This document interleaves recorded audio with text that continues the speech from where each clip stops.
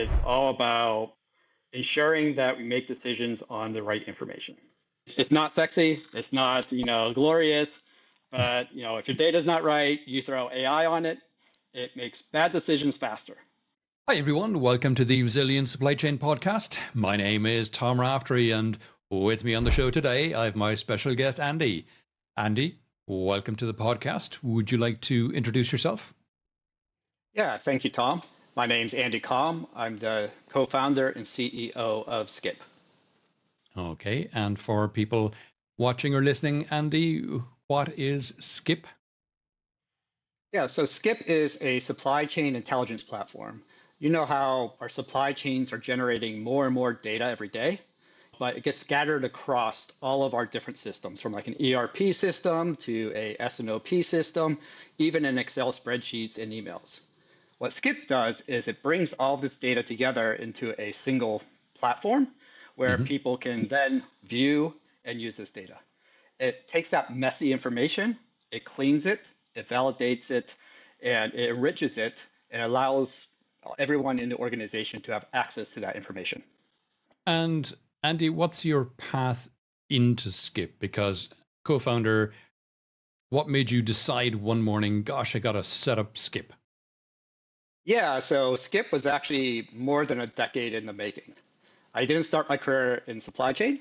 I actually started as an R&D engineer in medical devices. Obviously. Yeah, got really frustrated with not being able to find suppliers and trying to figure out where does this data live. Then as my career progressed, I started working more and more in the supply chain part of the company and realized that I'm not the only person with that problem. Many people in the company is having problems with knowing what data do we have, where does it live, can I believe it or not, and how do I use it? So that's where SCIP came from, was, one day just being so frustrated, I was like, I need to solve this problem. Okay. If you look at OEM versus contract manufacturer supply chains today, what's the bit that's most quietly broken but doing the most damage, do you think? I think it all starts with the base data, the underlying data that everyone is making decisions on. Everyone assumes it's correct. If it's in the system, it must be correct. It must be being maintained. So I should be able to use that for my calculations or any sort of decision making I want. And what we found is with these companies with so much data, so vast data, many of the data is contradicting each other in different systems. It's not being maintained or updated. It was put in once real quickly. And so that data everyone's making decisions on is flawed. So which means decisions are flawed, which means the outcomes are flawed. So we're starting with one of the most important parts is trying to fix that underlying data that everyone's making decisions on. And what's one recent disruption that exposed a blind spot everyone thought they'd already solved? Yeah, I think one of the items that came up was, during COVID, there was a lot of these disruptions to the supply chain. So everyone started focusing on, is the product available? What are my lead times? How do I get it? They did that once. And then once COVID went away, they stopped maintaining that data, which is very important. So now they're finding out that they go to order from a supplier, the lead times have expanded, and now they're running behind, so they have to expedite and rush shipments, or they have to pause their manufacturing lines. Okay. If you could ban one KPI in supply chains tomorrow, which one goes and why? Wow, that's a difficult question. I think I always start with a KPI. If the value doesn't cause you to create a reaction, then it's not really a KPI. So a lot of people are tracking this data. It goes south. They say, oh, well, let's just watch it, right? So I think a lot of these vanity KPIs on how many suppliers do we have, or I would say cost reductions, because a lot of times cost reductions come at a cost of resilience, risk. So I think a lot of people are really focused on cost reductions when it should be focused on a balanced supply chain between risk, cost, and complexity. And we often hear about clean, connected data. What does that actually look like at the part or BOM level? Yeah, so I think a part level, it really shows you a universal look at the part. So this goes from attributes, the key items that someone maybe in R&D or sourcing needs, the data sheets, all the data you need, but it also goes through the BOM level, what parts is this used in, what finished goods, what assemblies, goes into the warehousing, how much do we have in the warehouse, how much do we have on purchase order. And so I think a universal view is actually looking at a part from all the various systems and all the different functions and brings it together so someone can see it in one place and it's aligned to make sense. Okay. And where do most organizations' master data processes fall over? Would it be creation, change, use, somewhere else? Unfortunately, most of the software is really created today to manage the data. Mm-hmm. So it's very good at collecting data, putting it into the system for a single function, and keeping it there. So I think where it really falls down is the ability to connect those systems together and maintain the data. So where the data breaks down is those systems a lot of time allow you to put in strings of values without any guide rails. So we've seen when people are putting in attributes, just to take something simple like a voltage. Mm-hmm. They'll put voltage and they put the unit of measure in the title. The next person comes in, puts voltage, and puts the unit of measure with the value. The next person says voltage and a value. And so with these systems, it treats that as 3 different entries into the system that are unrelated. So now when you try to use that data, the same record of a 10-volt part will not come up together. They'll come up in 3 different section buckets, and you can't really see the universal view of what you have. Okay. And what would you say is the biggest myth then about control towers that you run into with execs? Once again, it goes back to bad data in, bad data out. So when you're looking at a control tower, and if your data isn't consolidated or aligned, they'll get an improper view of the system. They're seeing a holistic view, but if the vendor's in there multiple times, you're not going to see the total spend by a single vendor because it got broken up. If the part's in there multiple times, you're not going to see the demand total for that part. So I think when you're talking about control towers, it ties back to having good data feeding into them and then being able to show what matters, the right KPIs. Let's go hypothetical here. If you inherited a brownfield tech stack, what's the first 90-day no regrets move to reduce chaos? First, I would map what is the source of truth for every data system. Mm-hmm. So the problem we have today is they can have a price in an ERP system and a price in a PLM system that is totally different for a part, and no one knows which of those sources is actually the master data to believe. So the first thing I would do is come in and take all the systems and make sure that there's only a single master data point for all of the data that they're using so that people know what to use as the reference point. And then roll that out to all the other systems so people are doing manual entry across all the various systems for the same data. And then how would you reconcile price versus lead time versus risk in a way a planner will believe and act on? Yeah, I mean, that's always the balance, right? If I'm looking for the lowest price, it might have the longest lead time, and it might be from the riskiest region to purchase it from. I think when I'm thinking about that, risk is different for every company, and it's also probably different for every type of part you have. So you probably need to come up with some sort of metric score to figure out where's the balance between those.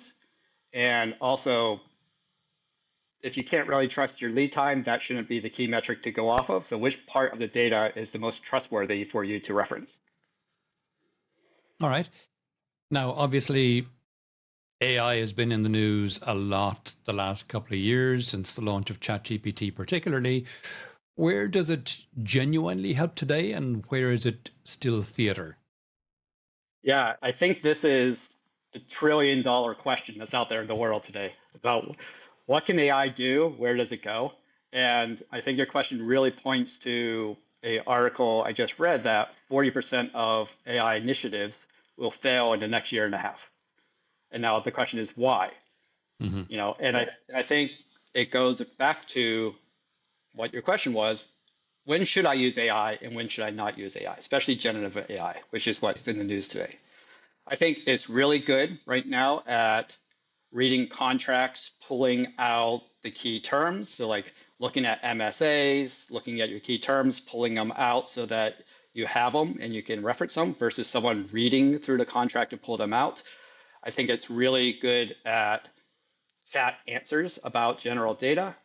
Where I think it's failing today, and we keep on seeing it, and I see it as well, is the deep analysis. And then anytime a lot of numbers and numerics come in, you ask it to do a calculation, you ask it Mm. to give you a real big data, which is the best out of these items, it fails. Also, I always tell people don't use it for any process which can tank your company. I view it if you're okay with being 90% correct, you can use AI. If you need to be 99.9% correct, it's probably not the time to be using AI today. Okay. But that's generative AI in particular, I'm guessing, because other forms of AI tend to be better. Yeah, I mean, AI's been around since really the 1950s. Most people just didn't realize that it was in different forms of AI. The most common is machine learning. Machine Mhm. learning is very good, very robust, and is very good at calculations. The new hype that everyone's seeing is really generative AI, which is a huge leap forward to what AI can do, but also right now still in its infancy stage with capabilities and people's understanding on how to use it correctly. What would you say is a good human in the loop design for a sourcing decision so that it's faster and safer?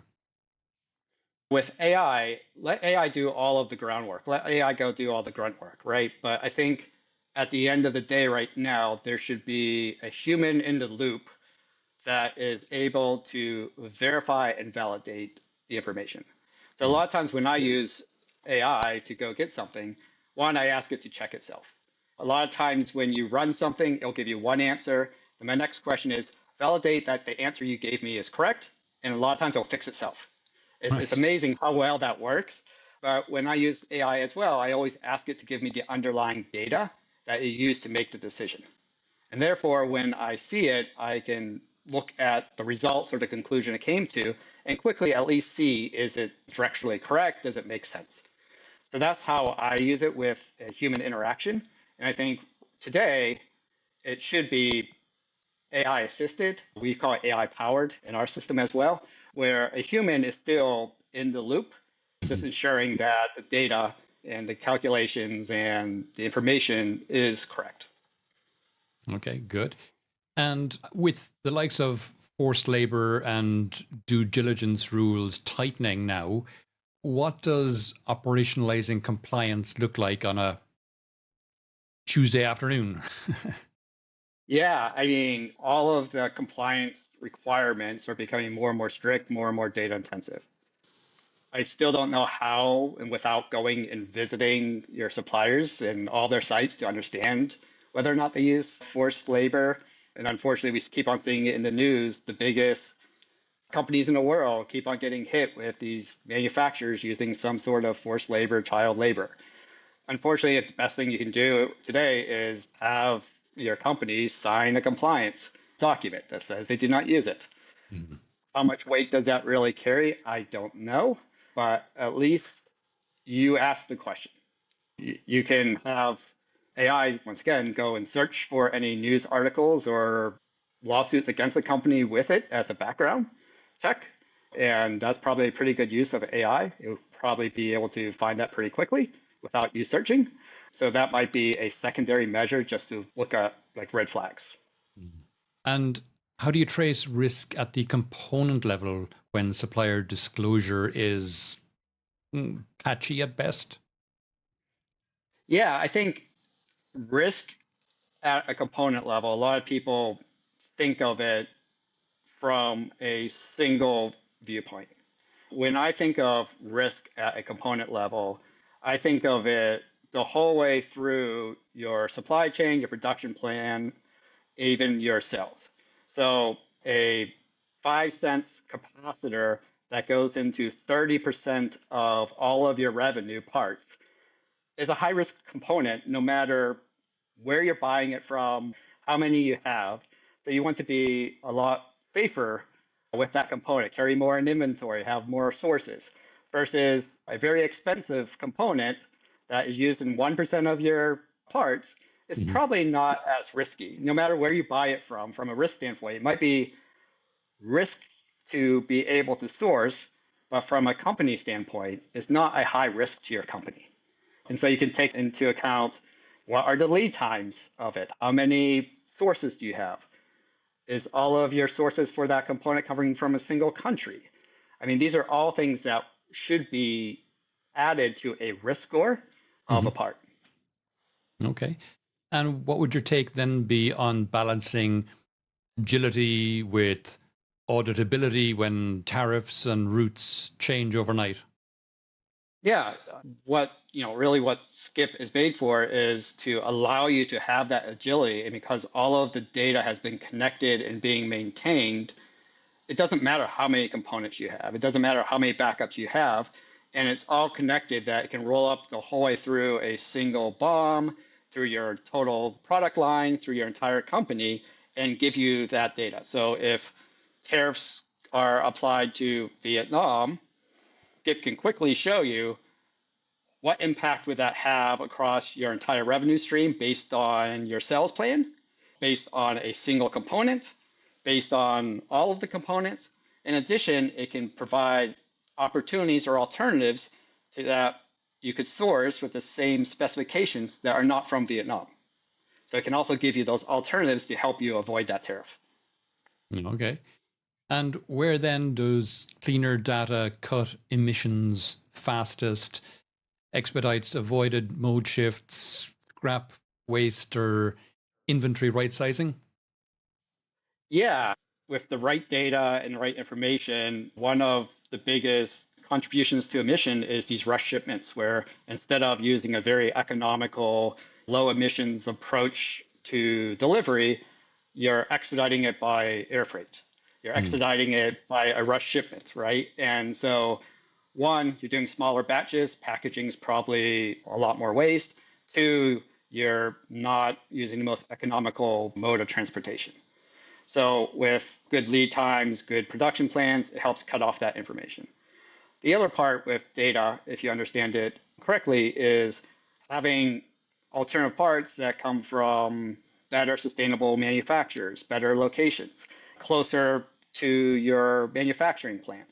All of these can help you cut emissions and help you be more sustainable without really affecting your, or potentially even helping your cost and your manufacturability and your risk scores.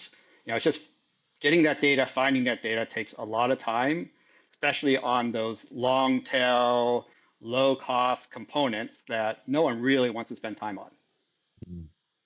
Okay. And is there any one simple carbon aware rule that you've seen work? Like if lead time is greater than X, never air freight or anything similar?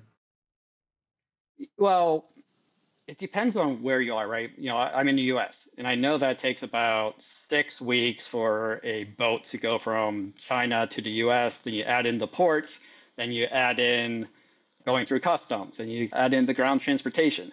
So now you're probably looking at 8 to 9 weeks if you're buying something from China and doing manufacturing in the US.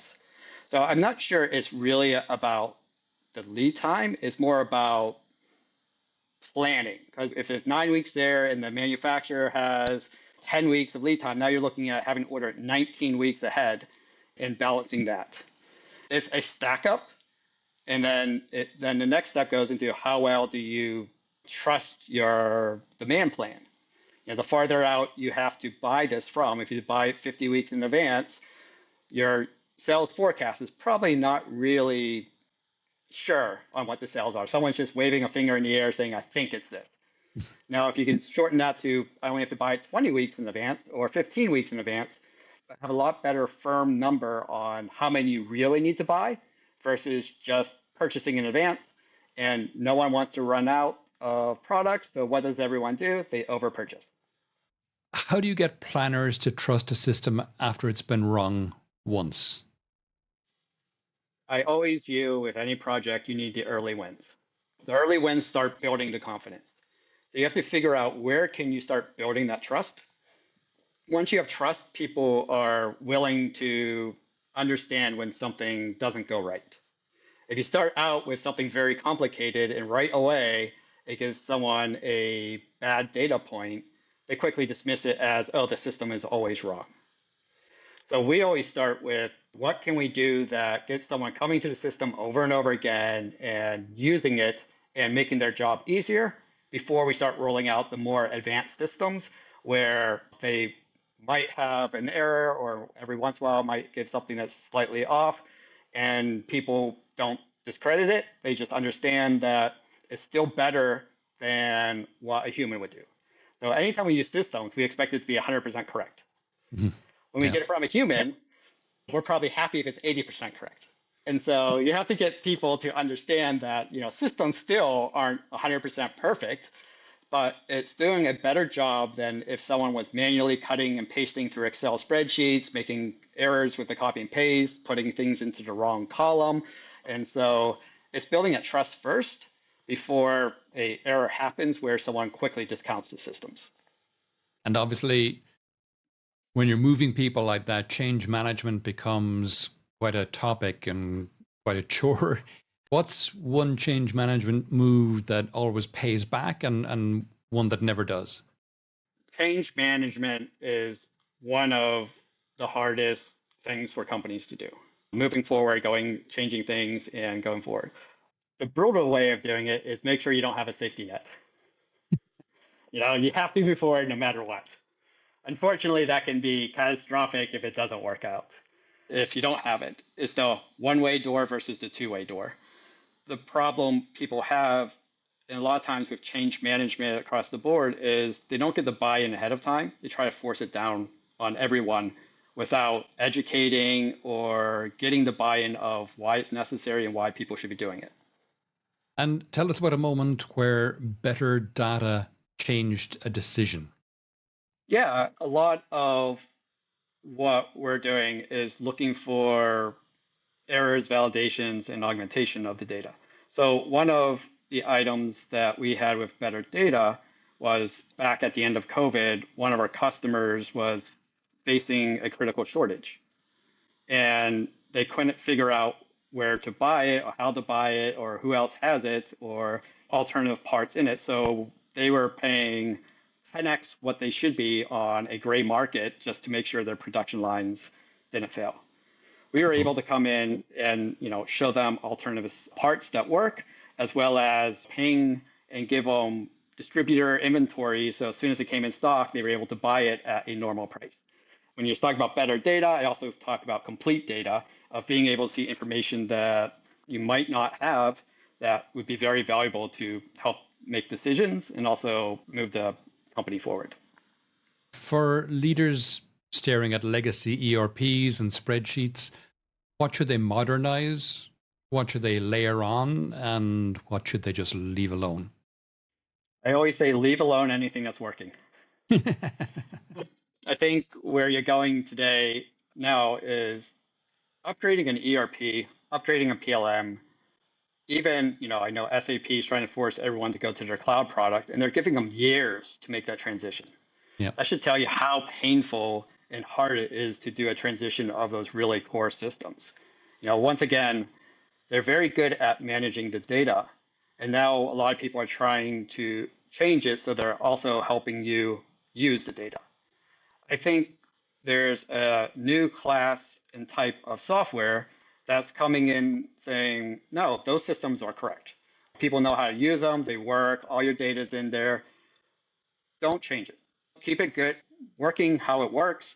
and use other software that layers on top of all your systems that does the more, AI, the new calculations, the new technologies that these legacy systems didn't have. One, it saves you a ton of cost from upgrading. Two, it probably will save you a ton of headache where you've changed something core that everyone's used to. And now they have to not only learn a new system, but you threw all these new capabilities into that system that clouds the functionality or how someone should use it. Right. And let's say you were a CTO for a day at a global OEM. What's the first principle you'd write on the wall? I'm going back that the core clean data makes the entire company run. So to me, it's all about ensuring that we make decisions on the right information. It's not sexy, it's not, glorious, but if your data's not right, you throw AI on it, it makes bad decisions faster. Okay. All right. Okay. And what's the next capability planners will take for granted in 2 years, 3 years, 4 years that feels futuristic today? Yeah, I think right now planners are going from sales forecast and trying to figure out from that sales forecast what part should I buy, where do I buy them from, and how many do I need? I think a lot of people assume an ERP system is able to do that very easily, the more complex. But when you start digging in and you have 5 components that you could be using for the part that you need, going to 6 different manufacturing locations, each one uses a different one of those parts or have a different preference. It starts getting very complicated to really understand your rolled up demand and how you can consolidate that to have lower price, better outcome, lower emissions, because you're fighting against preferences. I think in the future, I hate to say back to the Staples easy button, systems are now going to be able to go the whole way from the procurement or even start at the sales and automatically help you figure out what you should be buying, when you should be buying it, and what's the best mix to purchase. Okay. Where's all this going? Where do you see the industry going in the next 5, 10 years? I see it really going towards resilience and lean systems versus focusing on cost. It used to be just in time, the lowest cost, consolidate everything to the fewest number of suppliers to get buying power, geopolitical risk, global warming, so environmental risk, always going to be around for a while. But companies really need to have systems that in, a drop of a dime is able to give them an alternate path to continue. So I think a lot of these static systems that are heavily scrutinized and teams spend a lot of time coming up with the supply chain plan are going to go by the wayside, and these quick, nimble systems that are able to give you alternatives very quickly is going to be the path of the future. And with that in mind, if you could have any person or character, alive or dead, real or fictional, as a champion for that, who would it be and why? Oh, so many. I go back to the really good engineers of the past who did not take the status quo, like Leonardo da Vinci. Someone who just said, I don't care if you say this is not true. You tell me it can't be done. I think you really need those people who are going to have an idea and really stick by it and keep on being the champion of it till people buy it. Okay, fair enough. Cool. We're coming towards the end of the podcast now, Andy. Is there any question I didn't ask that you wish I did, or any aspect of this we haven't covered that you think it's important for people to be aware of? No, I think we cover a lot of items. I think all of us are waiting to see what AI actually delivers, us included. And I think the future is bright, and I can't wait to see what happens. Great. Perfect. Super, Andy. If people would like to know more about yourself or any of the things we discussed on the podcast today, where would you have me direct them? Yes, so they can go hit my LinkedIn profile. Happy to connect with them. Our website is www.myskip.com or www.skip.ai. Both of those will take them to our website, and they can learn more about Skip. And we have some blog posts, and we continue to write articles about the supply chain and where it's going. Fantastic. Great. Andy, that's been really interesting. Thanks a million for coming on the podcast today. Yeah, thanks for having me.